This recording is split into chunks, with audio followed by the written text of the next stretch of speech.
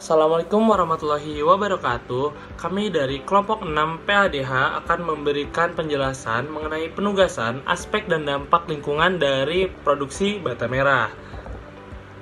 Kelompok 6 sendiri terdiri dari 3 orang. Yang pertama ada Galang Ambara Putra Hukmawan dengan NIM F440121092. Yang kedua ada saya sendiri, Ananda Rianzari dengan NIM F44012211101. Lalu ada Tri Suryawati dengan NIM F44012212105. Seperti yang kita ketahui, bata merah merupakan salah satu bahan bangunan yang dipakai sebagai bahan pengisi utama sebuah dinding pada sebuah bangunan. Bata merah sendiri terbuat dari campuran adalah air dengan tanah yang dibakar. Setelah dibakar, kemudian bata merah ini akan dicetak untuk membentuk bata merah itu sendiri. Ukuran cetakan bata merah yang standar dan umum digunakan di Indonesia yaitu memiliki panjang 19 cm dengan lebar 9 cm dan tinggi 5 cm. Setelah diteliti lebih dalam, ternyata pabrik pembuatan bata merah ini sendiri memiliki sebuah dampak atau aspek terhadap lingkungan kita. Yang pertama adalah kebisingan, yaitu pabrik-pabrik yang membuat atau mencetak bata merah itu seringkali membuat suara-suara yang umumnya itu mengganggu wilayah sekitarnya. Selanjutnya adapun emisi gas buang yang dihasilkan dari pabrik bata merah tersebut.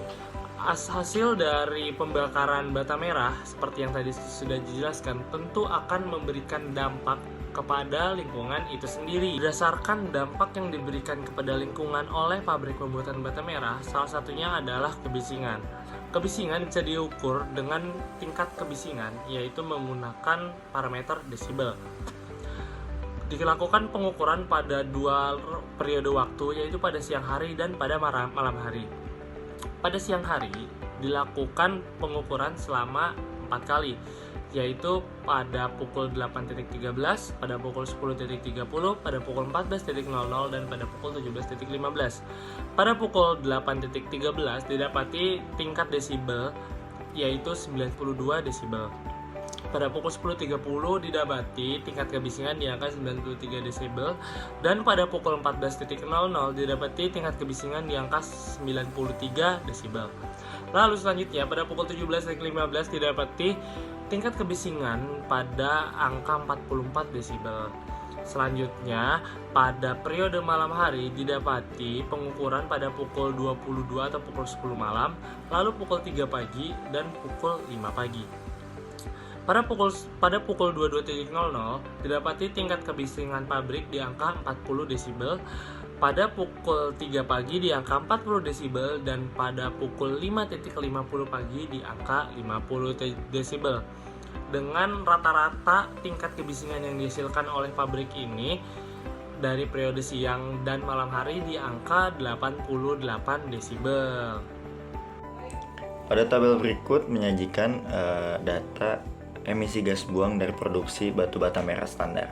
Ada gas NO2 dengan sebesar 0,029, ada gas SO2 sebesar 0,004, ada gas PM10 sebesar 0,003, ada gas CO sebesar 0,072, ada gas VOC sebesar 0,003, dan ada gas CO2 sebesar 29,67.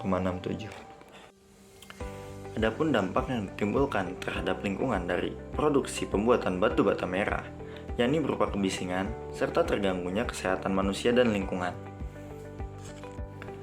Pada bagian kesehatan manusia dan lingkungan terbagi menjadi 4, yaitu gangguan psikologi, yang dimana gangguan psikologi ini berupa stres psikologis, kecemasan, iritabilitas, dan penurunan konsentrasi.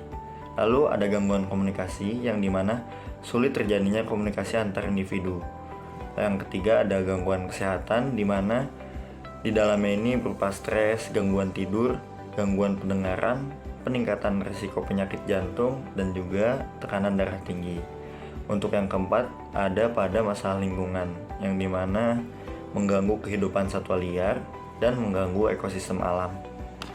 Selain daripada itu, ada juga dampak yang ditimbulkan terhadap lingkungan dari pembuatan batu bata merah berupa emisi gas buang yang menyebabkan polutan udara. yang dimana polutan udara ini merupakan gas-gas berbahaya yang dapat mengganggu kesehatan manusia, seperti gas CO yang dapat menyebabkan kerusakan pada sistem pernafasan, kerusakan pada sistem saraf, hingga kematian.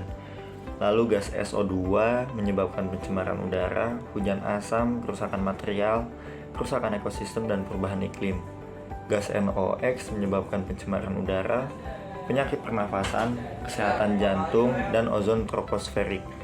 Gas VOC menyebabkan iritasi mata dan pernafasan, serta kesehatan kulit. Sedangkan untuk gas PM10 menyebabkan merusak paru-paru dan sistem pernafasan, serta dapat merusak tanaman dan mengurangi jarak pandang. Sedangkan untuk gas CO2 sendiri menimbulkan gas rumah kaca yang menyebabkan pemanasan global. Selanjutnya adalah pemaparan materi mengenai pengelolaan dan pemantauan lingkungan dari pembuatan bata merah. Pengelolaan lingkungan adalah serangkaian tindakan yang bertujuan melindungi, melestarikan, dan mengelola sumber daya alam serta ekosistem agar dapat digunakan secara berkelanjutan. Pengelolaan lingkungan mencakup berbagai aspek dan berfokus pada pemahaman dan penerapan prinsip-prinsip pembangunan yang berkelanjutan. Dalam hal pembuatan bata merah, hal ini memiliki tujuan pengurangan dampak negatif terhadap lingkungan yang diakibatkan proses produksi bata merah. Pengelolaan lingkungan dapat dilakukan karena kesadaran atau paksaan. Kesadaran timbul dari edukasi dan nilai pribadi, sementara paksaan datang melalui regulasi pemerintah dan tekanan masyarakat. Keduanya berkontribusi pada upaya menjaga keseimbangan antara kesadaran individu dan tuntutan eksternal untuk mendukung keberlanjutan lingkungan. Lalu bagaimana seharusnya pengelolaan lingkungan? Pengelolaan lingkungan yang ideal harus berdasarkan pendekatan ilmiah, melibatkan partisipasi masyarakat, dan mengedepankan prinsip keadilan sosial. Konservasi keanekaragaman hayati, efisiensi sumber daya, pencegahan pencemaran, dan transparansi kebijakan menjadi pilar utamanya. Pentingnya edukasi lingkungan juga harus diperhatikan, sementara inovasi dan teknologi hijau diperhatikan. Tingkat pengelolaan lingkungan disajikan dalam bentuk piramid. Yang paling bawah terdapat komitmen, pola pikir, dan kepedulian lingkungan.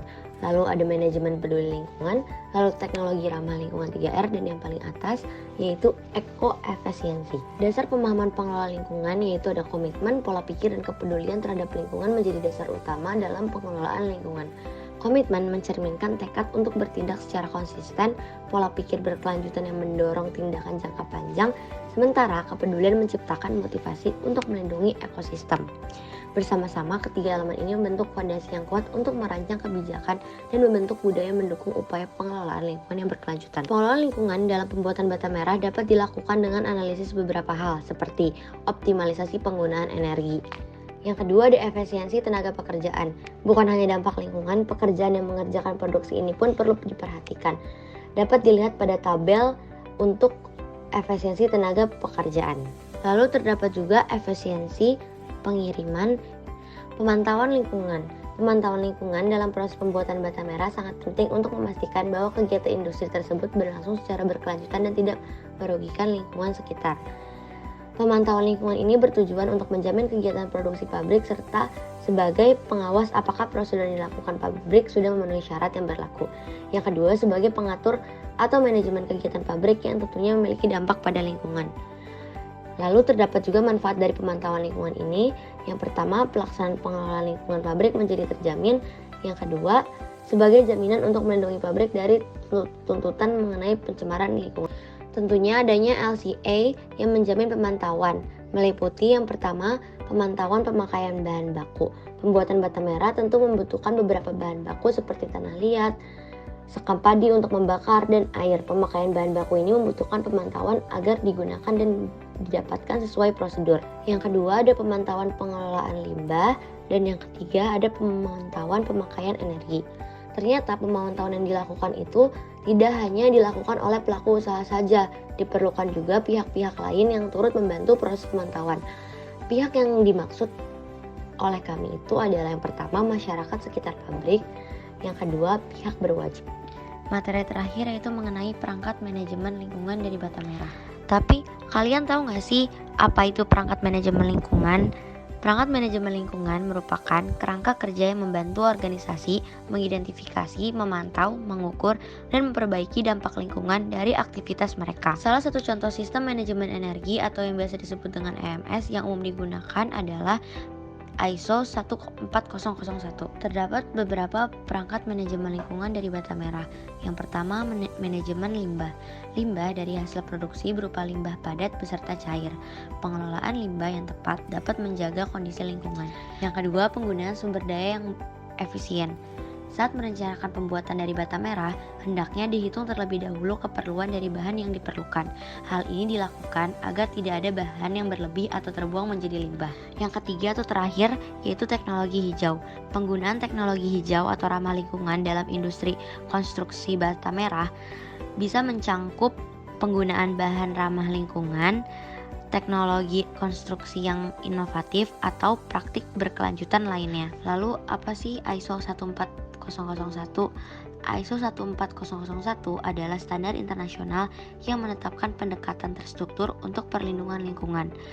Standar ini memungkinkan organisasi dari semua ukuran untuk mengembangkan dan menerapkan kebijakan untuk memberi praktis bisnis yang bertanggung jawab dan berkelanjutan terhadap lingkungan. Sekian presentasi dari kelompok kami mengenai masalah lingkungan hidup dan perspektif ekologi, aspek dan dampak lingkungan, pengelolaan dan pemantauan lingkungan, dan perangkat manajemen lingkungan dari Bata Merah. Terima kasih semuanya.